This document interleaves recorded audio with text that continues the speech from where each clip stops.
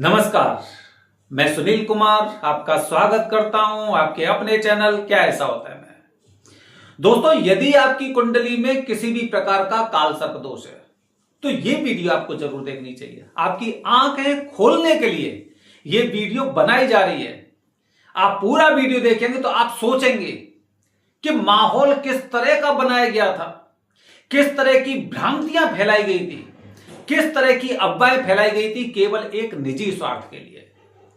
दोस्तों, कुंडली में 12 प्रकार के काल सर्प दोष होते हैं और शायद आप जानते होंगे कि किसी इंसान की कुंडली में केवल एक ही प्रकार का काल सर्प दोष हो सकता है, 2 प्रकार के नहीं हो सकते हैं।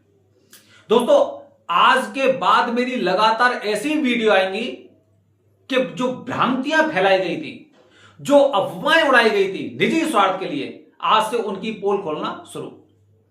पहली भ्रांति दोस्तों, जब भी आप काल सर्प दोष की पूजा के लिए कहीं पर भी फोन करिए, आपका मन कहीं पर भी कर रहा है, उज्जैन में, त्र्यंबकेश्वर में, हरिद्वार में, प्रयागराज में, कहीं पे भी मन कर रहा है, पंडित जी से बातचीत करिए।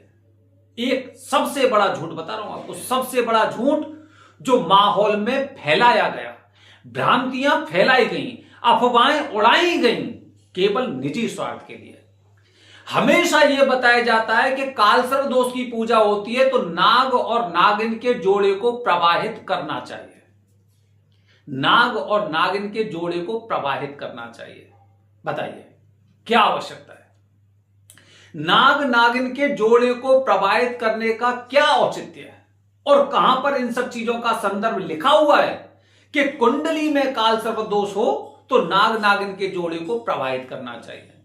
हालांकि ऐसा संदर्भ हमने देखा है कि नदी में आपको स्वर्ण और रजत दान भी करने चाहिए, ठीक है, अच्छी बात है, लेकिन कालसर्प दोष है और नाग नागिन के जोड़े को अगर इसमें प्रवाहित किया जा रहा है तो इसका कालसर्प दोष से क्या लेना देना है?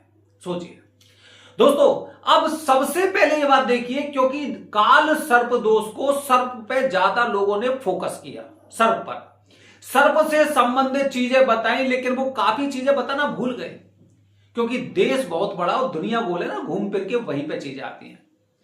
12 प्रकार के काल सर्प दोष होते हैं, लेकिन कितने नाग द्वारा? 9 नाग द्वारा। यहां पर नागिन की चर्चा किसने की? नागिन की चर्चा यहां पर किसने की कि नाग और नागिन के जोड़े को प्रवाहित करना चाहिए।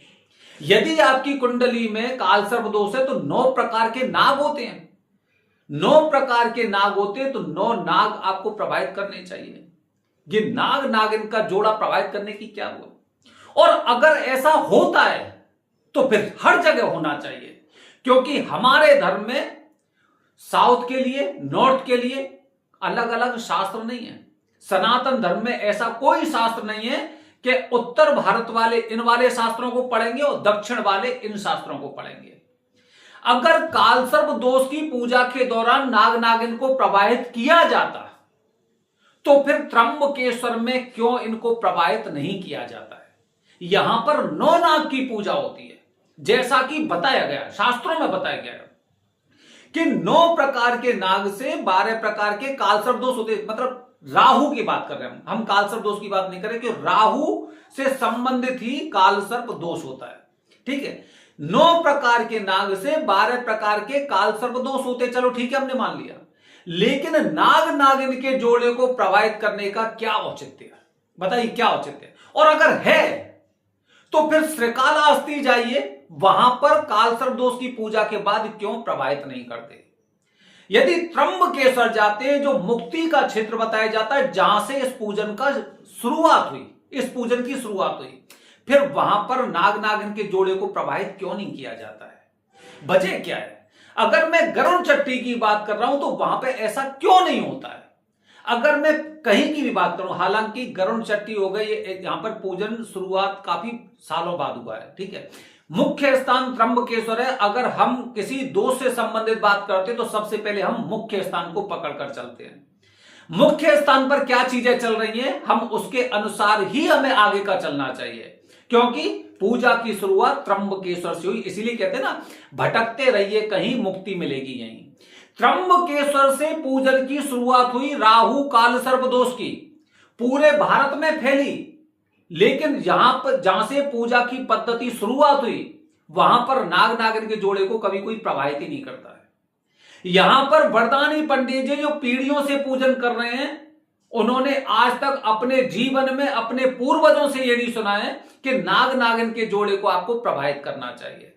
लेकिन कुछ ज्योतिषियों ने मिलकर, मैं आपको बता रहा हूं, कुछ एस्ट्रोलॉजर ने, ज्योतिषी ने मिलकर जो घाट वाले पंडित जी होते उनके साथ ये खेल खेला, जैसा कि हमें लगता है।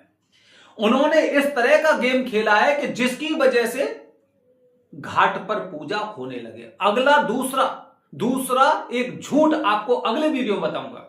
लेकिन सबसे पहले हम यहां की बात करते हैं कि शास्त्र हमारे देश में ही उज्जैन में अलग, प्रयागराज में अलग, गरुड़चट्टी में अलग, श्रीकालाहस्ती में अलग, त्र्यंबकेश्वर में अलग, ये हर जगह के शास्त्र अलग अलग क्यों हैं? क्या शास्त्रों के साथ धोखा हुआ है, या फिर शास्त्रों का किसी ने गलत उपयोग कर रहे हैं, या फिर सब लोग उसी तरह जानते हैं? जैसे आसमानी किताब होती है, पढ़ी किसी ने नहीं, लेकिन ज्ञान सभी लोग देने लग गए। समझिए दोस्तों, यह सबसे पहला झूठ है कि नाग नागिन के जोड़े को प्रभावित किया जाता है। अगर परंपरा होती, अगर ये पीढ़ियों से यही परंपरा चली आ रही होती तो कम से कम त्र्यंबकेश्वर में यह कार्य जरूर होता, श्रीकालाहस्ती में यह कार्य जरूर होता। तो ध्यान रखिए दोस्तों, अगर किसी ब्राह्मण ने, किसी पंडित ने अगर आपसे कहा कि काल सर्प दोष की पूजा के बाद नाग नागिन के जोड़े को प्रभावित करना चाहिए, तो आप समझ जाइए ये भी उन्हीं में मिले हुए हैं जो इनका गठबंधन था, जो इनका गठजोड़ था। घाट वाले पंडित जी कुछ, और कुछ ऐसे एस्ट्रोलॉजर जो शायद अच्छी जगह से उन्होंने शिक्षा ली नहीं। आजकल जितने भी एस्ट्रोलॉजी केंद्र हैं, वहां पर अगर किसी ने शिक्षा पढ़ी होगी तो सबसे पहले वो ये कहेंगे कि काल सर्प दोष तो होता ही नहीं है। क्या होता है? राहु की शांति के लिए यह पूजन किया जाता है, क्योंकि राहु के आदि और प्रत्यादि देवता काल और सर्प होते हैं। इसीलिए इसे पहले राहु काल सर्प बोलते थे, लेकिन लोगों ने काल और सर्प को, राहु को सब भूल गए, काल और सर्प से संबंधित इस पूजन को करने लग गए। तो ध्यान रखिए, ये इस भ्रांति में मत फंसिए। हमें, जैसे आपने देखा है ना, इतिहास फिर दोबारा से बदला जा रहा है। हमने क्या पढ़ा था? मुगल बहुत महान थे। आज हमें क्या पता चल रहा है कि मुगल बहुत ज्यादा कायर थे। ठीक है, हमारे महाराणा प्रताप, पृथ्वीराज चौहान, या फिर हमारे मराठा हो गए, शिवाजी महाराज हो गए, ये थे मान तो, जो चीजें हमसे छुपाई गई। इन भ्रांतियों में मत फंसिए और ऐसे एस्ट्रोलॉजर, ऐसे लोगों से हमेशा दूरी बनाकर रखिए। यदि कोई आपसे कहता है पहली बार में कि कालसर्प दोष की पूजा आप उज्जैन में करके आइए, नाग नागिन के जोड़े को प्रभावित करिए, तो समझ जाइए इनके अंदर ज्ञान की कमी है, इनके अंदर ज्ञान नहीं है। इनका जरूर कोई ना कोई ऐसा कॉन्टेक्ट होगा वहां पर, और उसके पास भेजेंगे और ये पूजन करवाएंगे। नाग नागिन को कभी भी प्रभावित नहीं किया जाता। और वैसे भी आप देखिए कि नाग नागिन केवल जल में ही नहीं रहते हैं। आप अगर ये कहते हैं कि किसी नाग के जोड़े को आप मुक्त करवाइए बंधन से, वो अच्छी बात थी। लेकिन यदि आप कहते हैं कि नाग नागिन को जल में प्रभावित करिए, तो कभी ऐसा नहीं हुआ है कि केवल सांप और नाग नागिन जल में ही रहते हैं, जंगलों में भी रहते हैं।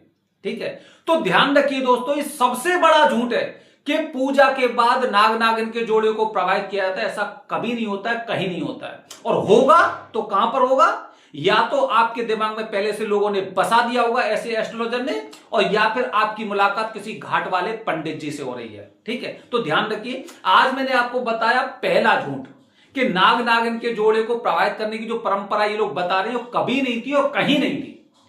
अगली वीडियो में आपको एक दूसरा झूठ बताऊंगा, दूसरा झूठ कि किस तरह से लोगों को इस तरह से मूर्ख बनाया जाता है, गुमराह किया जाता है। हर हर महादेव, हरिओम।